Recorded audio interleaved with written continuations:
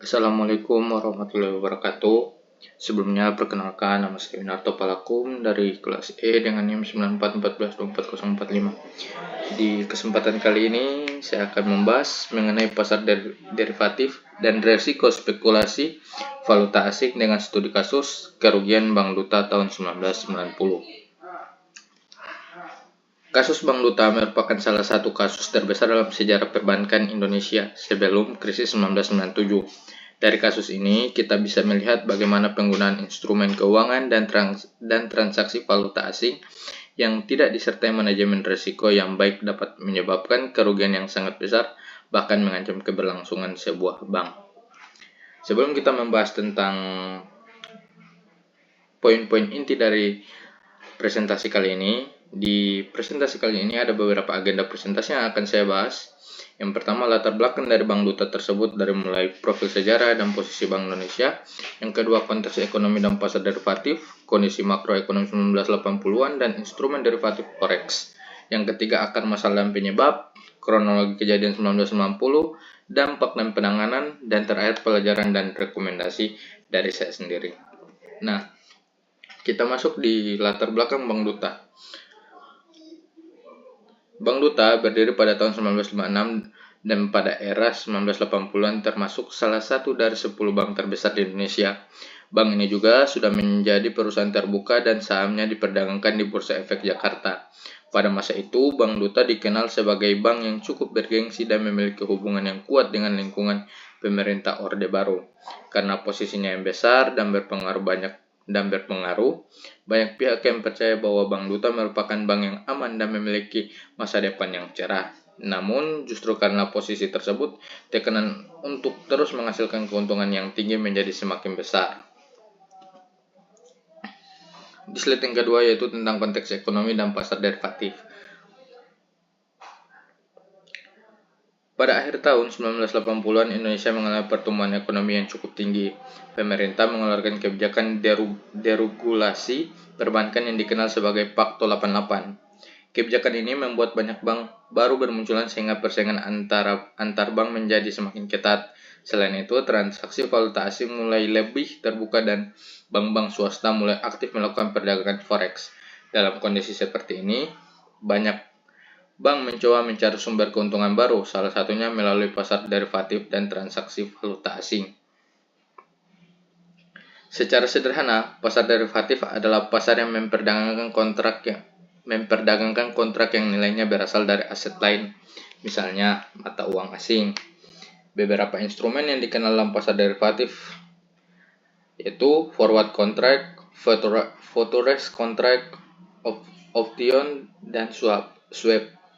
Instrumen tersebut sebenarnya diciptakan untuk membantu perusahaan melakukan hedging atau lindung nilai yang melindungi diri dari resiko perubahan kurs. Namun, instrumen yang sama juga bisa digunakan untuk spekulasi, yaitu mencari keuntungan dari perubahan harga atau nilai tukar. Disinilah awal mula masalah Bank Duta terjadi.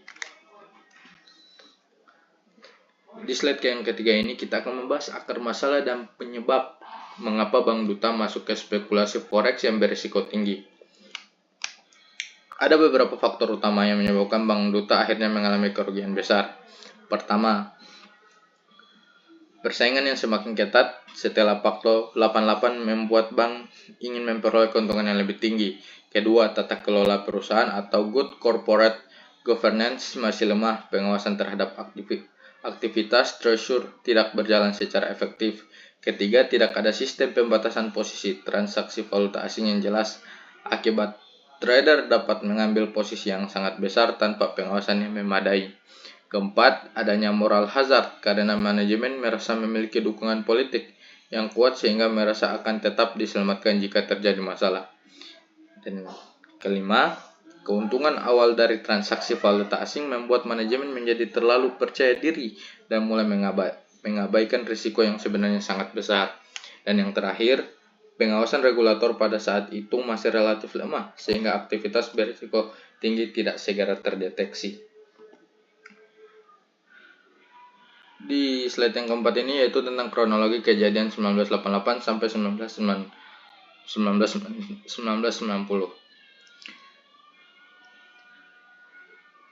tahun 1988, setelah deregulasi perbankan, Bank Duta mulai aktif melakukan transaksi valuta asing. Awalnya transaksi tersebut dilakukan dengan alasan untuk kebutuhan bisnis dan lindung nilai. Namun pada tahun 1989, aktivitas tersebut mulai berubah menjadi spekulasi. Trader Treasury mengambil posisi besar terhadap dolar Amerika Serikat. Karena kondisi pasar saat itu masih menguntungkan, Bank Duta memperoleh keuntungan sehingga posisi spekulatif terus diperbesar. Masalah mulai muncul pada pertengahan tahun 1990 ketika dolar Amerika Serikat menguat secara signifikan. Posisi yang dimiliki Bank Duta ternyata bertaruh pada arah yang berlawanan. Akibatnya nilai kerugian meningkat dengan sangat cepat. Manajemen sempat berusaha menutupi kerugian tersebut, tetapi pada September 1990, audit internal dan Bank Indonesia menemukan bahwa kerugian telah mencapai sekitar 1,2 triliun atau sekitar 620 juta dolar Amerika Serikat pada nilai tukar saat itu. Kerugian ini bahkan lebih besar dibanding modal yang dimiliki Bank Duta. Karena kondisi tersebut, pemerintah akhirnya melakukan penyelamatan melalui suntikan dana dan pergantian manajemen agar bank tidak bangkrut. Di sini, di slide yang ini kita membahas besaran kerugian Bank Duta. Jika dibanding dengan modal bank yang hanya sekitar 800 miliar, maka kerugian tersebut sudah melampaui seluruh modal yang dimiliki. Maaf, saya ulang. Kerugian Bank Duta mencapai sekitar 1,2 triliun. Jika dibandingkan dengan modal bank yang hanya sekitar 800 miliar, maka kerugian tersebut sudah melampaui seluruh modal yang dimiliki. Akibatnya, Bank Duta secara teknis berada dalam kondisi bangkrut. Selain kerugian finansial, kasus ini juga menimbulkan dampak lain, yaitu pertama, harga saham Bank Duta turun drastis, kepercayaan masyarakat terhadap bank swasta menurun, direksi dan manajemen lama dicopot, dan yang terakhir dilakukan audit besar-besaran terhadap aktivitas treasury. Kasus ini menjadi salah satu skandal perbankan terbesar di Indonesia sebelum krisis ekonomi 1997.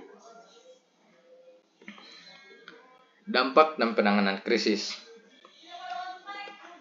Untuk mencegah kebangkrutan, pemerintah bersama pihak terkait melakukan beberapa langkah. Pertama, dilakukan bailout atau penyuntikan dana sekitar 950 miliar. Kedua, seluruh manajemen lama diganti dengan manajemen baru yang dianggap lebih profesional. Dan yang ketiga, seluruh posisi valuta asing atau falas yang bermasalah ditutup dan dilakukan audit menyeluruh. Keempat, Bank Indonesia mulai memperketat aturan mengenal posisi devisa, neto, atau PDN, serta memperkuat pengawasan terhadap aktivitas treasury bank. Langkah-langkah ini dilakukan agar kasus serupa tidak terulang kembali. Kalau kita kaitkan dengan pasar derivatif, sebenarnya kasus Bank Duta memberikan pelajaran yang sangat penting. Instrumen derivatif pada dasarnya dibuat untuk membantu perusahaan mengurangi risiko melalui hedging. Namun, dalam kasus Bank Duta, transaksi valuta asing tidak lagi digunakan untuk lindung nilai, melainkan berubah menjadi spekulasi. Perbedaan paling sederhana adalah hedging, tujuan melindungi perusahaan dari risiko, spekulasi, tujuannya mencari keuntungan dari perubahan harga atau kurs. Ketika Bank Duta lebih fokus pada spekulasi dibandingkan pengelolaan risiko, maka risiko pasar yang dihadapi menjadi sangat besar. Saat prediksi terhadap pergerakan dolar ternyata salah, kerugian yang muncul tidak lagi dapat dikendalikan. Karena itu, kasus ini sering dijadikan contoh bahwa instrumen keuangan yang canggih sekalipun dapat menjadi sumber kerugian besar jika digunakan tanpa pengawasan dan manajemen risiko yang baik. Pelajaran yang dapat kita ambil dari kasus ini, ada beberapa pelajaran penting yang dapat kita ambil dari kasus Bank Duta ini. Yang pertama, manajemen risiko bukan pilihan tapi keharusan bagi setiap lembaga keuangan. Kedua, tata kelola perusahaan harus berjalan dengan baik dan tidak boleh ada pihak yang dapat mengabaikan sistem pengawasan. Ketiga, regulator harus aktif melakukan pengawasan terhadap aktivitas yang berisiko tinggi. Keempat, transparansi sangat penting agar masalah dapat diketahui lebih awal. Kelima, bank harus kelima, bank harus mampu membedakan dengan jelas antara transaksi untuk kebutuhan bisnis dan transaksi yang bersifat spekulatif. Dan yang terakhir, audit internal serta budaya pelaporan pelanggaran harus diperkuat agar masalah dapat dideteksi sebelum menjadi krisis. Untuk relevansi di masa sekarang, walaupun kasus ini terjadi lebih dari 3 dekade yang lalu, pelajaran masih sangat relevan hingga sekarang.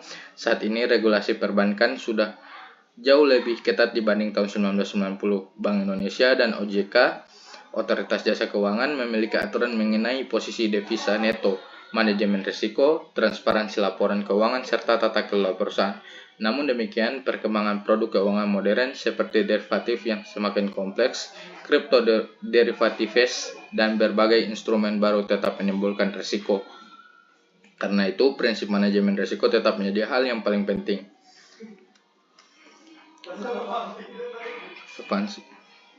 Nah, di sini ada beberapa relevansi kasus Bank Duta di era modern. Yang pertama, regulasi forex PDN, manajemen risiko, pengawasan regulator, transparansi laporan, tata kelola GCG, dan derivatif dan hedging. Ini ada bermacam kondisi juga, kondisi di 1990 dan di kondisi sekarang.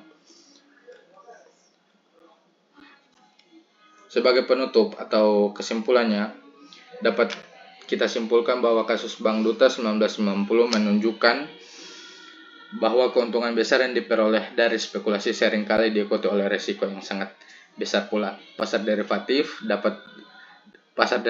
dan transaksi valuta asing sebenarnya dapat menjadi alat yang bermanfaat jika digunakan untuk lindung nilai. Namun, ketika digunakan untuk spekulasi tanpa pengawasan dan kontrol risiko yang memadai, instrumen tersebut justru dapat menjadi sumber kerugian yang menghancurkan sebuah institusi keuangan. Kasus Bank Duta mengajarkan kepada kita bahwa kepercayaan publik, tata kelola yang baik, dan manajemen risiko yang disiplin merupakan fondasi utama dalam menjaga kesehatan sebuah bank. Baik, terima kasih dari saya. Mohon maaf bila ada salah kata dalam presentasi kali ini. Wassalamualaikum warahmatullahi wabarakatuh.